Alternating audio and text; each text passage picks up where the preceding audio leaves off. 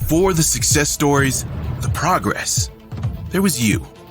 You who made a choice to grow, to inspire, to overcome your own challenges. At NASM, we're in service of your limitless potential, because when you keep growing, we all get stronger, and we'll never stop making your journey our mission. Join the fitness leader. Become a fitness leader. Become a certified personal trainer.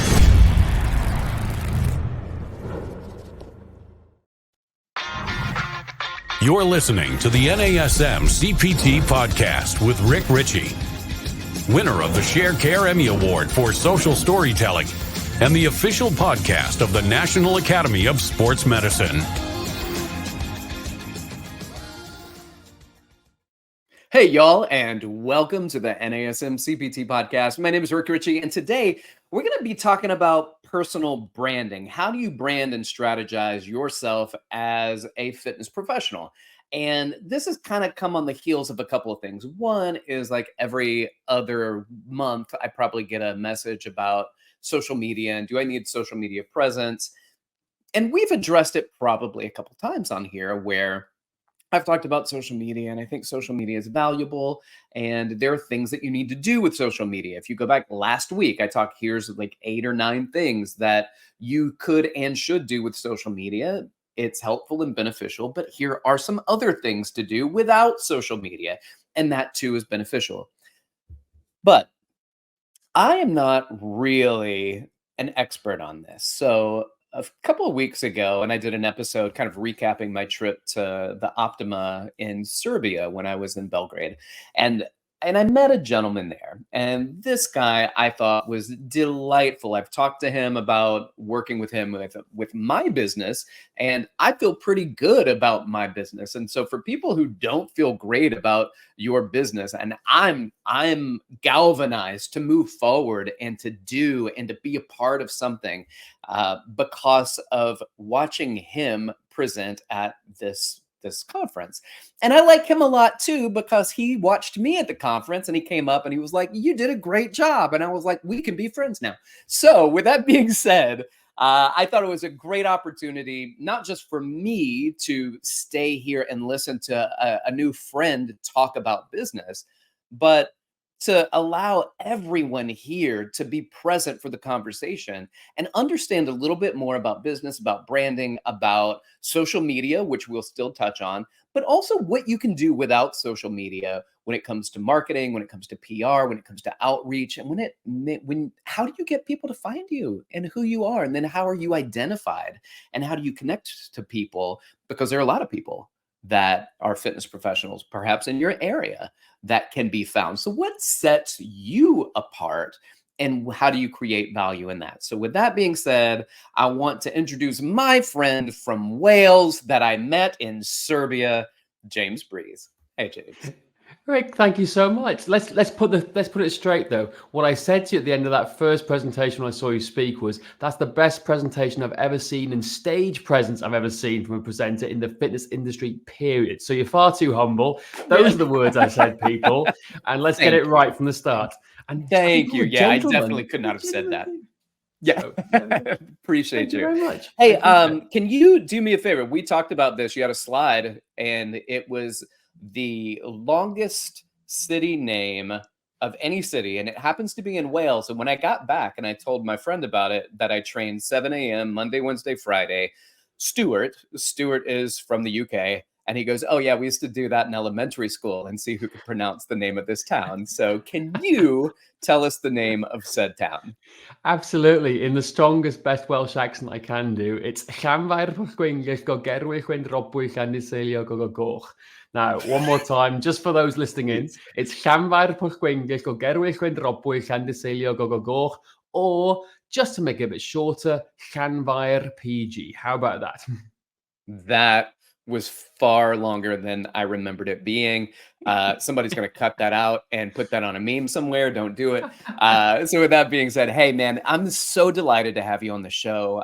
I enjoyed very much hanging out with you. This is one of the things I love about going to conferences, James, is you get the chance to meet people. So it's not just about us doing the presenting and, you know, the people in attendance walk away from listening to people like me and listen like you, but then we, for our own purposes, get to learn, and we get to sit at the feet of masters in their own craft and their own areas.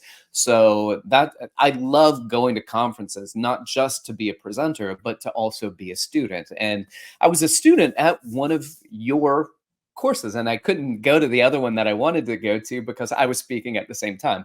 But I would love to just pick your brain and have everybody be present here to learn a little bit more about what we do as personal trainers, and how do we present ourselves and our brand and then show the world who we are. How do we get that type of exposure? That's a great question, a great point. So just before we start, I'd like to make sure everyone knows where I'm coming from here. So I always refer to myself as kind of three parts. There is the aging athlete now. I'm a cricket player. I play a lot of cricket. I'm, particularly for the Welsh team over here. I'm a coach, secondly. But then thirdly, I'm a massive website geek, third. So when I share our strategies and stuff, yes, I'm coming from a digital marketing, geeky type perspective. However, I'm also coming as a coach first because, yes, we run a company, Strength Matters, which is a digital marketing agency, helping people grow their traffic and their brand organically. But I have a fitness business too, which is called Cricket Matters. And we use that as our pinpoint, our linchpin almost, to showcase exactly what we're doing and how we're doing it. And it's a great point you brought up about social media, because everyone is fixated around social media these days. Everyone thinks to have a big brand, to have a big business, you've got to have hundreds of thousands of followers. Well, let's put this into perspective. There was a huge study that came out recently that's talked about social media followers, and the average social media influencer, as we call it, with about 250 to 500,000 followers, only earns $650 a month. Just think about that and take that into consideration for a moment.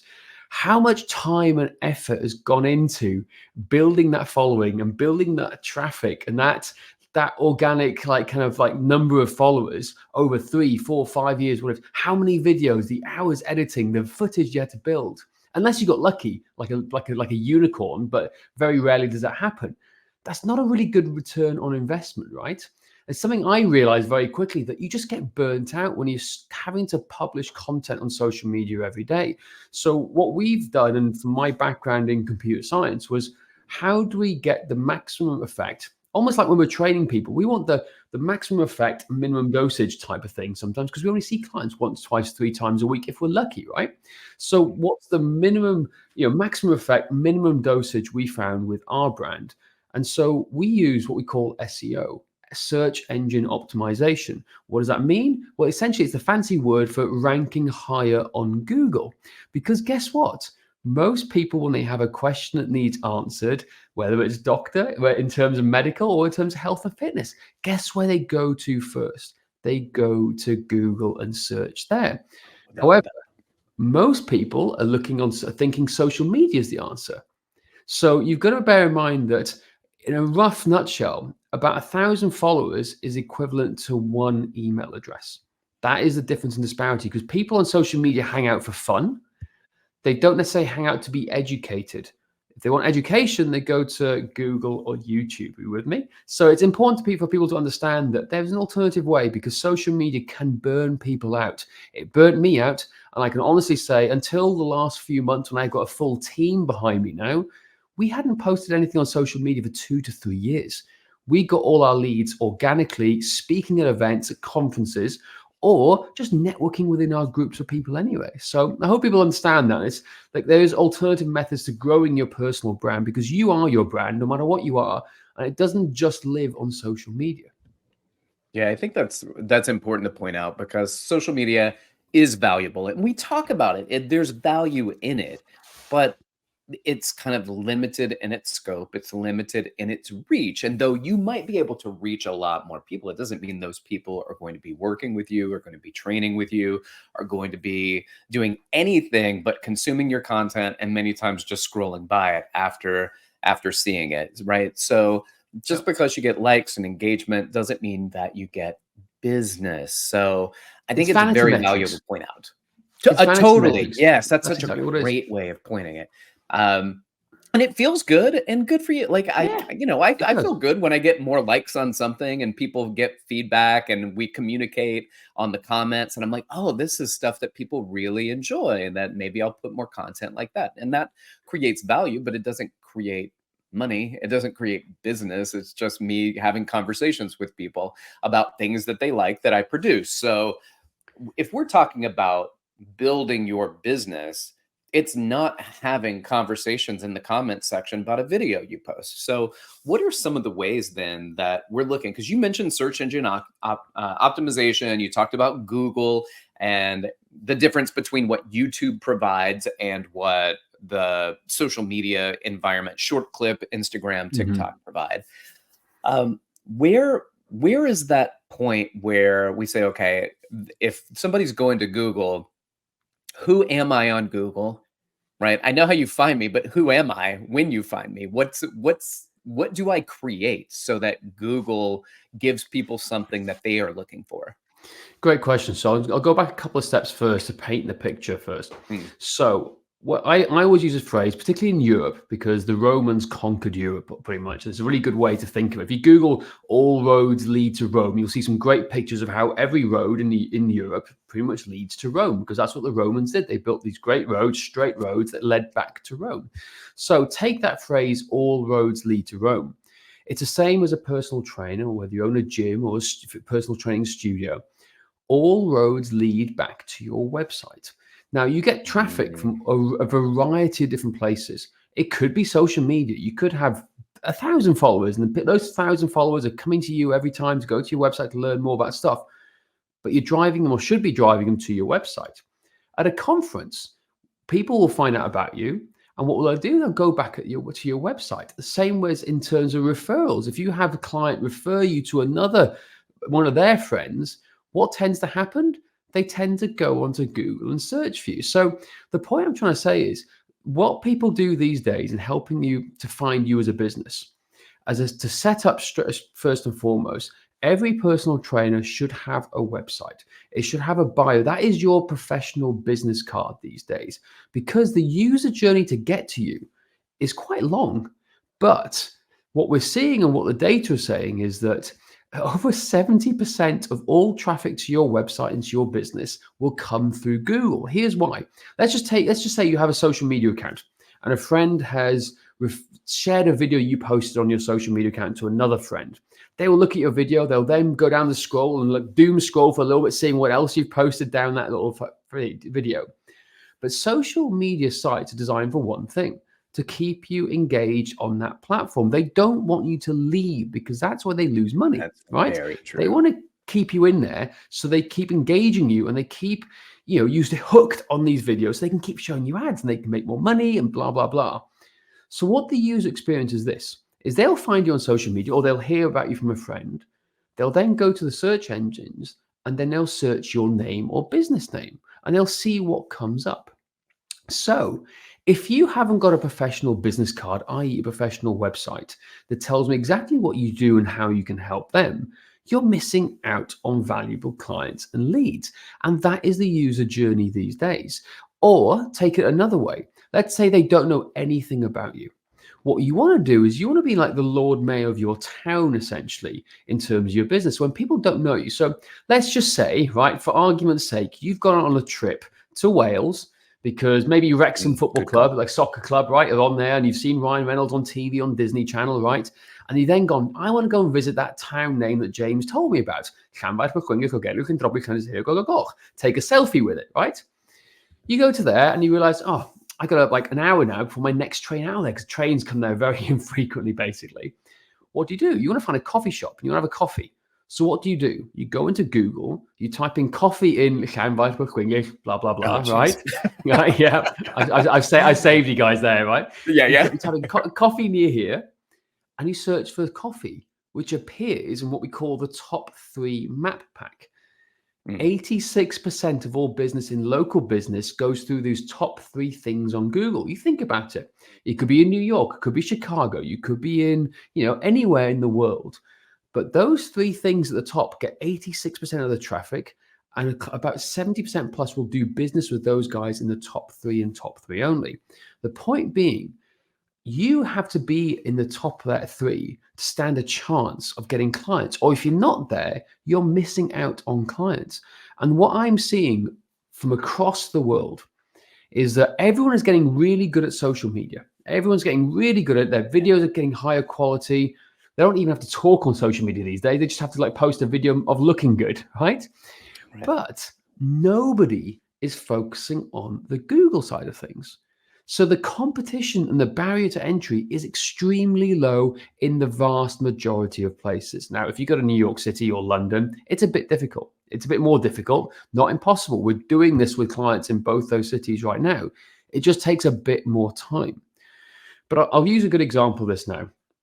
We get more leads from one blog post than anything else we do. That blog post gets 500,000 hits a month, right? 500,000. Now, that sounds crazy to most people. However, if you type in athleticism into Google, we will come up right underneath the dictionary definition.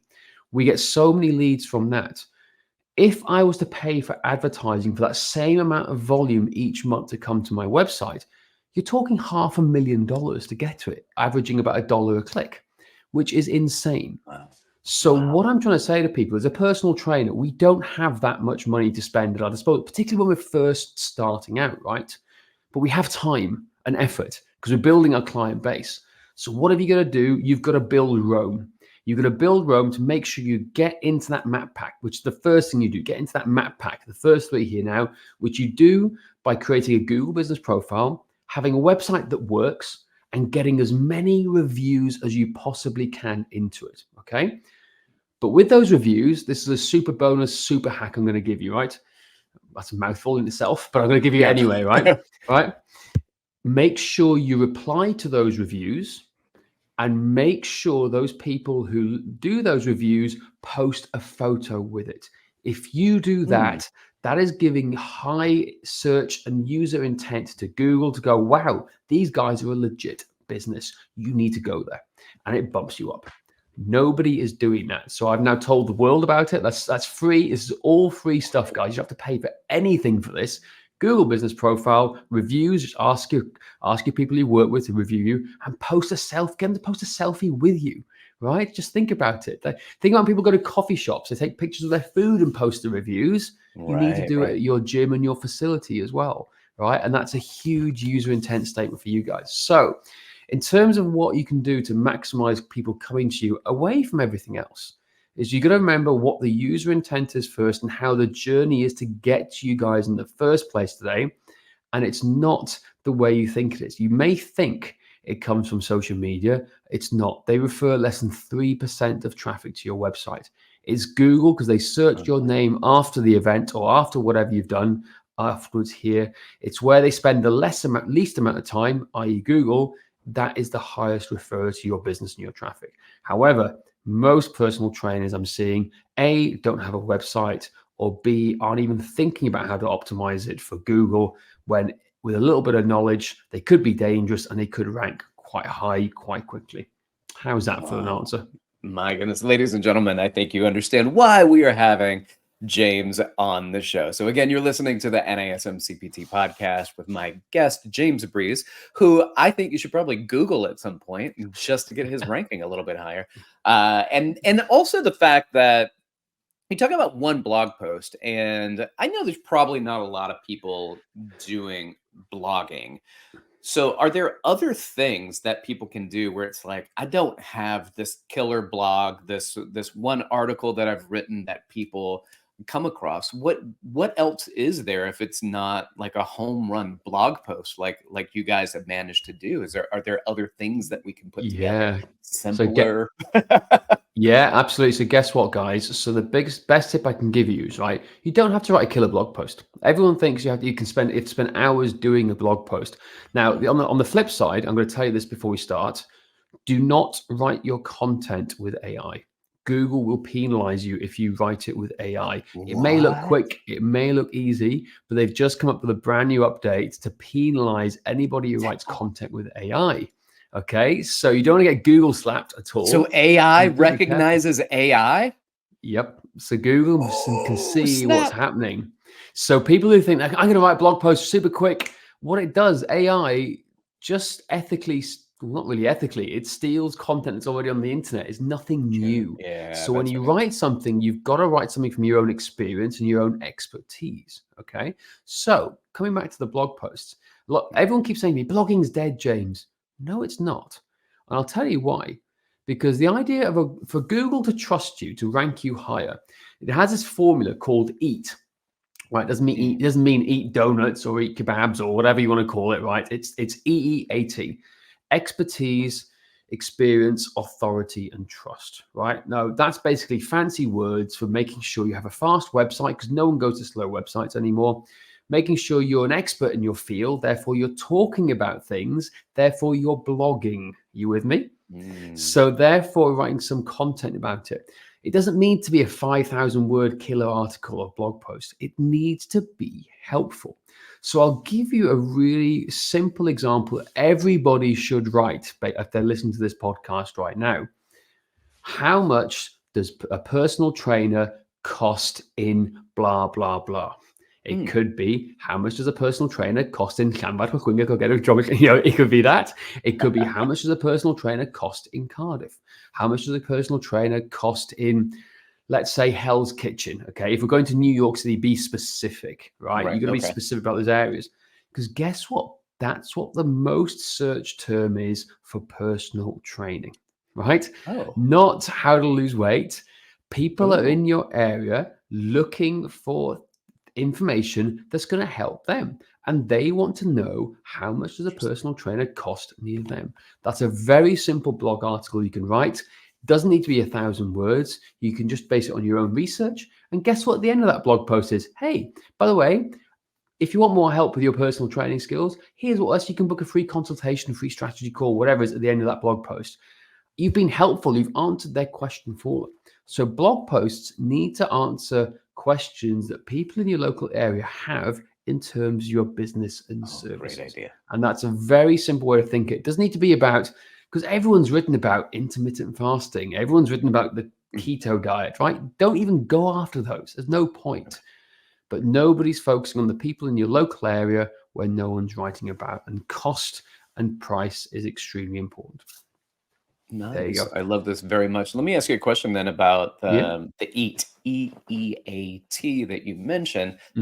I think it's important that we know this concept, but how do we identify ourselves as an expert? How do we identify ourselves as authority? How are we trustworthy? What are, when it comes to that kind of acronym, are there things that we put on our website that establish you as those things? Yeah, so there's a couple of things. Like, let's take a good training plan. If you're working with somebody and you're following a training plan and you want to get results, whether it's weight loss, fat loss, hypertrophy, whatever you want to call it, right? What is the most important thing you do? Be consistent, right? Show up. Okay.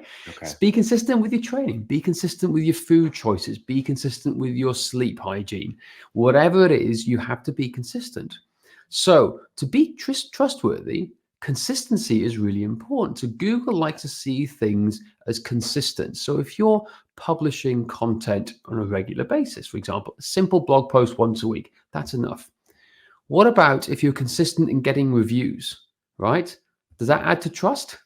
I think so, because guess what? Google knows. If you have a Google business profile with reviews and it's linked to your website, it can see you're trusted by other people. People are reviewing your site. They're reviewing your business. Therefore, it's an indicator, one of many, to Google to say you're trustworthy, right?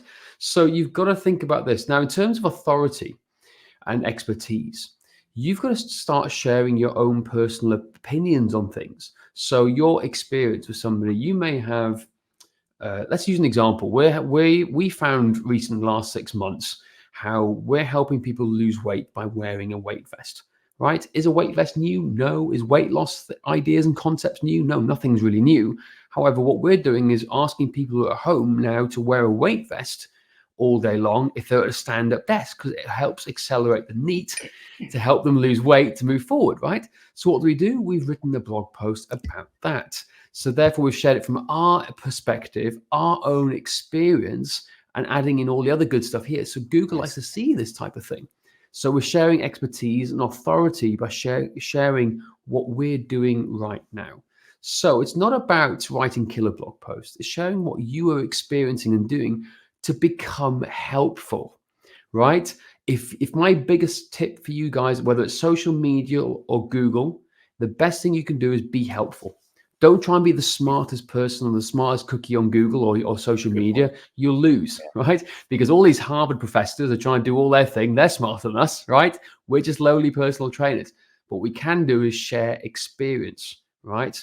And build our authority through experience and anecdotal evidence of what we're seeing and what we're doing. And Google loves that stuff.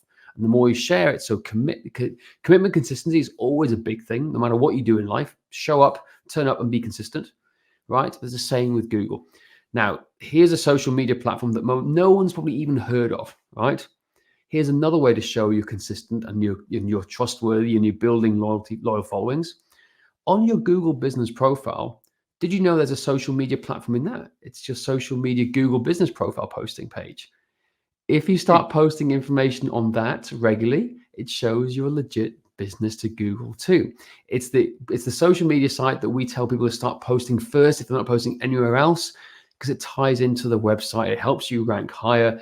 And the goal is to rank number 1 on Google, because if you rank number 1 on the map pack and rank number 1 on the top link down here, you will never have to worry about clients ever again, to a degree, right? I can almost 100% guarantee that if any town around the world, you'll get 2 to 5 new clients a month just by ranking number 1 in those places, irrespective of what your website looks like, right? You could convert it in height even more with your website, but get those 2 areas right.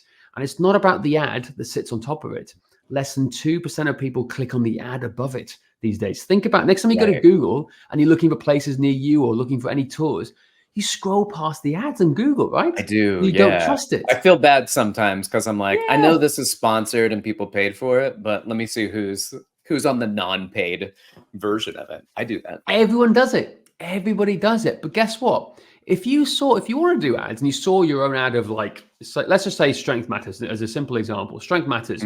You see an ad at the top. Then in the local town, you see that's number 1 on the Google Map Pack. Strength Matters number 1. Then you see number 1 on the top of the Google organic search. Where are you most likely going to click? We call this the Holy Trinity principle, right? So you only add the ads once you've got number 1 in the Google Maps and number 1 on top of Google, because it then just adds this 3-layer pronged attack to help people know that you're trustworthy. And guess what happens? You start to build momentum through Google that way too. So by posting on the Google business profile social media posting sites, by having this here now, you start to build real authority and trust. And guess what, guys? It's pretty much free, except for the Google ads. But even then, not many people click on it. So you're not going to pay that much money anyway. So this is the 3-pronged attack, the Holy Trinity principle that you guys can do with a little bit of time and effort behind you to help you get more clients and build your personal brand. Because guess what? Your brand is more than just social media. It's the interactions you have with people. It's what people find you online. It's why the big businesses spend so much on organic SEO. Think about insurance companies, how much money, millions of dollars they spend on SEO each year trying to rank number 1, right? Now, we're not trying to compete with those. We never will do. But we can be smarter than our local competitors who aren't listening to this podcast, right? So. Oh, yeah. See, this is what I like. Ladies and gentlemen, this is why we have James on the podcast. You're listening to the NASM-CPT Podcast. I've got James Breese on here. My name is Rick Richey. I'm your host. And I just got to say, this is so delightful. And so I'm going to keep peppering you with some questions. I want you to continue. One is, I want to first get an idea of what needs to happen. So let's just say right now, the majority of the people that are listening do not have a website. Yep. So talk us through so step 1, get a website. Step 2, pay a lot of money for it. Now, where are we going with that? What do we put on the website? How much content? So how many words on a page to how many photos on a page kind of thing? Give me just some ideas and concepts of what people should be preparing for because I remember the first time I ever did a website, I was like, I want to tell you all about me, and I'm typing and I'm typing, and I want to tell you where I'm from, and I think you're going to read about this. And then when I go to a website and I see one that looks the way that I wrote it out, I'm like, I'm not reading this crap. Just tell me what I want to know. So I definitely overdid my very first website. So now I try to be a lot less loquacious, which is hard for me in general, but to be a lot less wordy and to be a lot more clear, very much, a scalpel, instead of a scatter shot, and in what I'm trying to deliver. So if I've got people that don't have websites, give us a kind of a play-by-play of what we should be doing in order to set up a website. And then there will be people who also have websites, and maybe what they should be reviewing on their current websites that give us a better idea of what they can produce and put out there in order to get more people. Yeah, sure. So again, I'm going to come from this from a business owner's perspective, and also a massive website geek, right? That was my thing. So my thesis and my master's was in computer science, and it was in human-computer interaction, right? So I analyzed back in 2005. Check this out, right? So one of my parts of my master's was writing a blog from scratch before WordPress, before Wix, and all these different things. I had to build my own coded blog because blogs didn't even exist back then properly, right? You had to hand code them and do all sorts. Okay. So for back then, you had to look at like how people over 70 interact with the computer, and also how 7-year-olds interact with the computer. So I'm coming from this background as well, having built all the websites myself, both in e-commerce and also in service businesses, which is what we're in. Now, the usual format when it comes to a website is you can get Squarespace, you can get Wix, right? You can get one of those. They cost about $30 a month. They're designed for the masses, right? They're designed to be quick, easy, get a website up and running. That's what they're designed for. And if you want a website that just sits there, you can go down that route. But what people don't realize is when you get a website, it's what you do with it and how you integrate it into Google. I can take a really crappy website and integrate it into Google so Google can read it. They'll outperform a custom-built website on most platforms. So the idea is like the whole idea of if you're shouting alone in the forest, can anyone hear you? Right? It's that type of scenario that you can have the best damn website in the whole wide world, and if no one can find you, it's the biggest waste of money ever. And that's what I see from most personal trainers, gym owners, studio owners here. This is how we started doing websites in a sense, and started doing all this because I had people coming to me saying, James, I've just spent $10,000 on the website. It's not working. Wait, James, let me just stop you for a moment. I want you to say the person who's talking to you has a Welsh accent, and I need you to do it in a Welsh accent. And then you can answer the question in the Queen's English. But I want the Welsh accent for the question. So say what's the question I got to ask? So somebody comes to you. You were telling the story. Somebody comes to you and they say, James, but I want you to say the whole question that they ask you in a Welsh accent. Yeah, absolutely. So when someone comes to me, I can give a specific example. They say, James, I've come to you and it's a problem. I spent $10,000 on a website and it doesn't work. I got problems. Well, that's something I hear time and time again, right? How's that for you? Is that good enough for you? Yeah, that's delightful. There you go. But it's true. It's something that happens so often, and it happened time and time again. They spend a lot of money on the website. Nobody can find them. And they go, James, what's the issue? It's because it's not connected to Google. So when you think about building a website, you've got to think about, it's not about looking pretty. It's about making sure it's optimized and found in Google first.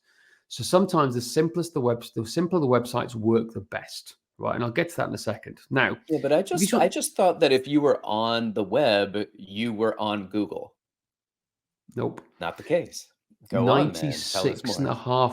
96.5% of all web pages on Google in the last 30 days were not found. So let's just say 97%, just to round up. 97% of all web pages on Google in the last 30 to 60 days were not found through organic search. There's a certain few percentage you dominate the top end, and it's knowing how to do that. Are you with me? So it's people just think, and even web developers and web designers are the same boat, right? They specialize in web design. They don't specialize in organic search engine optimization, right? It's two different fields, and it can be quite overwhelming, right? And complex for us mere lay personal trainers who just want to help people get better and get stronger, right? That's So right, it's a lot, and I'm trying to make this as simple as I possibly can, because I can go off on a tangent and go super geeky, but I'm trying my best here not to, right? I'm trying to make sure you guys can all understand it. So Rick, stop me if I go too far, too fast, too soon, okay? So going back to the websites. So you got Wix, you got Squarespace. They're two good examples of building a website really quickly, and they got some templates you can use. But what happens most of the time is they're not designed for Google and search engines to find them. They're also quite slow, right? So speed is everything in today's society. We are a part of the Netflix binge society type of world. We want to binge watch all our local TV shows. We want things now, like in the UK, Amazon Prime delivers in 2 to 4 hours in some parts, right? Not two days as most parts in the States, which I know. It's like 2 to 4 hours, or at least same day. So we want this thing now. So if you imagine you go to a website, and if it's taking age to load, what do? You click off it. It's the same with these websites with Squarespace and Wix, who encourage you to put videos on it, encourage you to put high quality images, but they don't downsize them and allow people to find you to load it up quickly. It's not about what you have on it, it's how much speed it is to get into it. So when you go back to Google's EAT, the experience, expertise, authority, and trust, the number one thing that Google wants you to have is a super fast website. And if you want to know how quick your website is, Google tells you, it gives you stuff telling you how fast it is. So you can go to Page Speed Insights, just Google Page Speed Insights, put your link of your web browser in there, and you will find your page speed. If you're not in the 90% for both mobile and desktop, you're basically, hands tied behind your back. Right? Now, will it say 90%, or because I just don't know what to compare it to if it gave me no? So most people will have about 30 to 40%. If you come with us, we guarantee 90%, because that's the custom builds we do. And I'll come to these custom type builds in a second. But most people have, take two equal websites. The faster one will always, it's like an athlete. The faster, stronger, more powerful website will always win. It's the same in Google and in the online space too. Right? So you're going to think of that in terms of athletic development and how you build athletes. You want a big, fast, strong athlete as opposed to a clunky, slow behemoth of a beast, right? That's essentially what we want to avoid. So what do I recommend people? And this is a bit more complex, and this is where you can end up spending thousands and thousands of dollars on website design, is WordPress. WordPress is where it's a custom built. It's a what do you call it? It's an open source platform we can use, but it needs a little bit more technical ability to build it up. But what WordPress gives you is the ability to make it super fast and have plugins and these little things you can put into it to make your website rank higher in Google. It's like special alien language that goes into the website that speaks to Google and does all the hard work for you. You with me? So there's this thing called schema language that Google uses to help read people's websites. It's not English. It's not any other language. It's called schema, and that's coding. But these little plugins can come in and help the two things talk together and do it for you automatically. But you can only get these through WordPress, which is why every website I built or we use is through WordPress, because we know how to do it. And that's why a custom built website can be really expensive. And going back to the life and the world of personal trainers, think, Rick, when you first started out, did you have $5,000 to $10,000 to spend on the website custom build? No. No, I didn't either. Right? No one does. But that's what they're doing.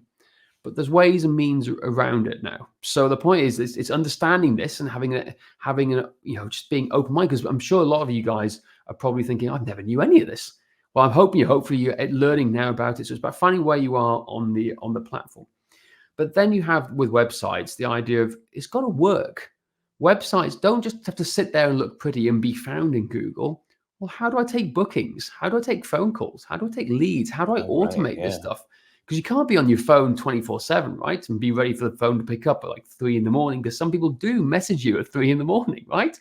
So it's about finding here system. It's about having what we call a CRM system, a customer relationship management system embedded into it to help manage the leads. Now, what I mean by leads is when people go to your website, because of the nature of health and fitness. Hopefully I'm not losing anybody here right now. So please stop me and like pause and have a cup of tea or whatever you want to do now if I am. But what happens is the customer journey for personal training or fitness is longer than most other things. If we use massage as an example, people go for a massage. They will book a massage instantly because they see instant gratification, instant results, instant relief. Personal training, people take 3, 6, 9, 12 months sometimes to make a decision. So what you have to do is make sure when they come to your website for the first time, about 90 to 95% of people aren't ready to buy your services. But you need to find a way to capture their information, to keep them hooked, to keep speaking to them on like a weekly, like a newsletter or a blog post or something like continuous where you're top of mind. So when they're ready to make that decision, you'll be the first person they go to.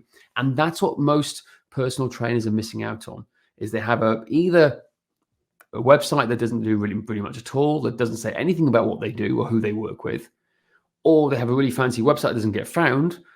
But either one of those websites, what they don't do is they don't capture and give something away of value to get their information, which we call a lead magnet, to get their information to start this conversation building and conversation rolling. I hope I haven't lost anybody there yet, but that was a bit of a long one. Does that make any sense, Rick? You can help me along here. Yeah, tell me a little bit, because I like this idea of a lead magnet. I'm sure other people. Are you drinking a beer? Is it this? No. So I'm just kidding. It looks like urine, right? But I promise you, it's not. It literally is. It's an electrolyte tablet. So it's. I was like, it's got a little foam on top. I was like, is that? My gosh, man! It's electrolytes. Wait a minute. Wait till we're done. I'm just kidding. So the lead magnet, I think, is such a great idea. I mean, the moment you talked about it the other day, I was like, I have really got to start doing that. But what are they? Like, what are these lead magnets? What are examples of lead magnets? And this will be something, because we've been on for 40 minutes already. So for the sake and sanity of the people that are still with us, just a few more minutes kind of talking about some of these things, and then we'll get your information out there. And if people want to reach out to you, then they can do that. And I encourage everyone to do that. What's an example of that? Yeah, great question. I can give you specific ones. I'll give you a couple, okay? So I'll give you a specific one for Strength Matters, okay? So for those who are in the world of training, if you go to strengthmatters.com/system, you'll see our system of athletic development, right? It's a free book we give away for lots of people. On another one, in terms of websites, if you want a website audit, if you go to strengthmatters.com/audit, right? That's another form of lead magnet where we will do a free audit of your entire website for you. We'll tell you what's wrong, what needs to be helped with, and how you can improve it. We're not trying to sell you anything. We're just trying to say, hey, this is the problems. This is what you need to go and fix, right? And then maybe we'll ask you, well, would you like some help with that? Which is the same way you should be thinking about with your services. Now, if I go to my sister company, Cricket Matters, we work with cricket players. So we have the High Performance Handbook as our free lead magnet, right? And we're building out a few workout ones now as well. So if you go to cricketmatters.com, you'll see that at the bottom there's a few pop-ups that come up saying, hey, do you want a book that helps you improve your performance with cricket? Then download our free High Performance Handbook. It's our complete system of training to help cricketers become more athletic. So you're giving something away for free that's a value that solves a specific problem. So whatever your niche is, it could be a variety of different things. It could be a video series. It could be a free book. It could be sometimes I give away a free mug or a free book sometimes in print in the post. So I send it for free to some people. But it's solving a specific problem of why people come to you in the first place. Now, for a lot of people, it'll be weight loss, right? So you could give away to people, let's have a think, a 7-day meal plan. Hey, free 7-day meal plan for people over 30 who want to lose weight and not have to worry about what they're eating this week or whatever it is, okay? But the idea is a lead magnet solves a specific problem for a specific group of people based on what your audience and your market wants. So if you're working with football players, that's American football players, right? Yeah. What do those guys want? What will help them? Is it like some kind of speed agility ladder type system? Is it like how to get ready for game day? Is it how to recover?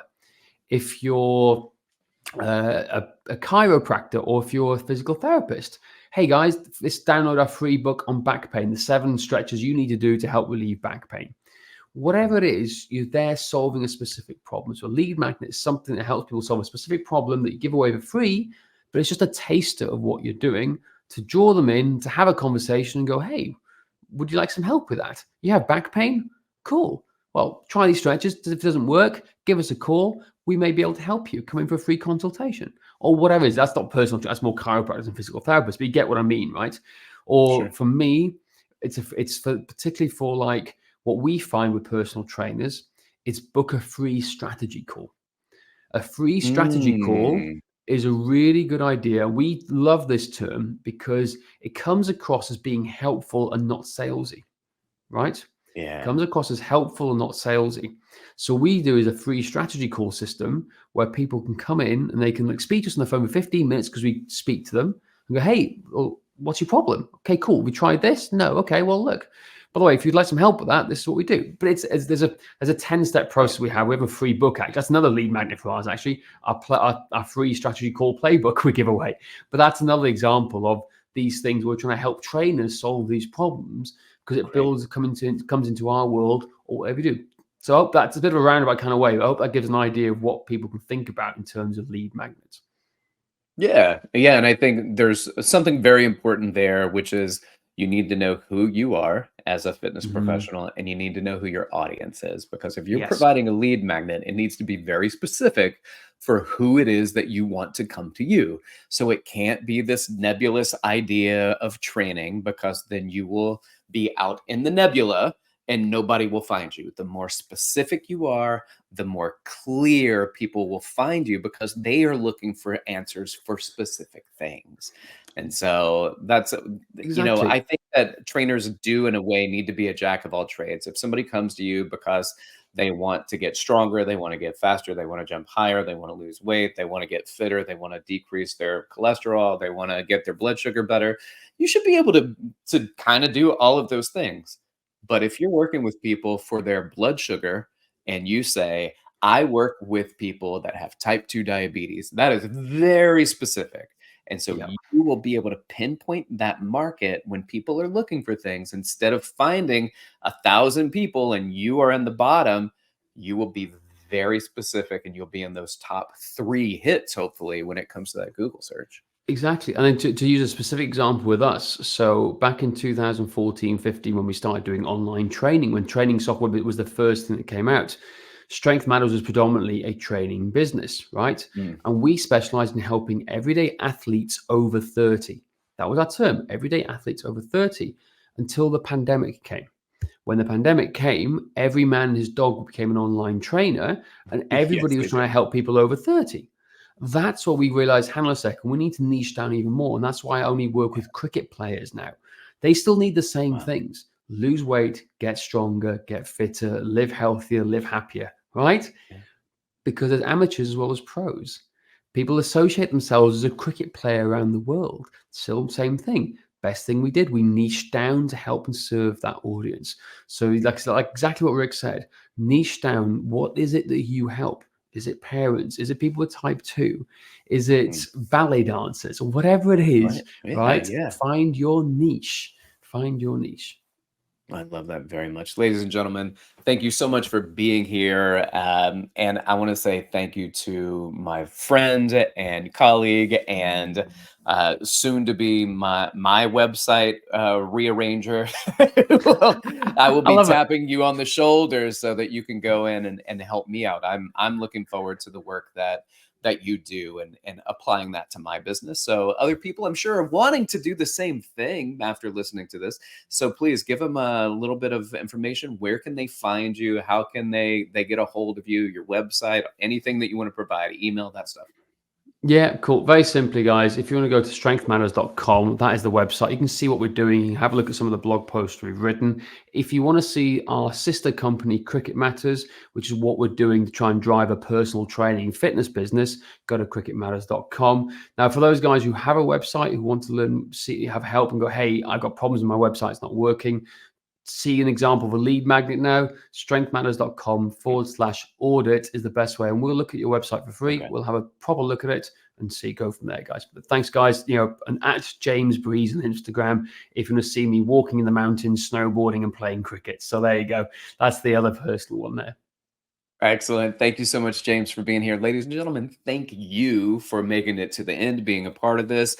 I appreciate you being here. So if you get a chance, I want you to do exactly what James had talked about for us. So I'm going to ask that you leave a review, that you give a ranking. And those stars mean a lot to us. The comments that you make on whatever platform that you listen to, then please do that as well. If you have a picture and you can upload it, do that too. You can even superimpose my face on it like we're hanging out together. So with that being said, I appreciate everything you do. If you want to reach out to me, you can do so. Hit me up on Instagram at dr.rickrichey or email me rick.richey@nasm.org. Y'all keep inspiring people to fitness. Thanks for listening. This has been the NASM-CPT Podcast.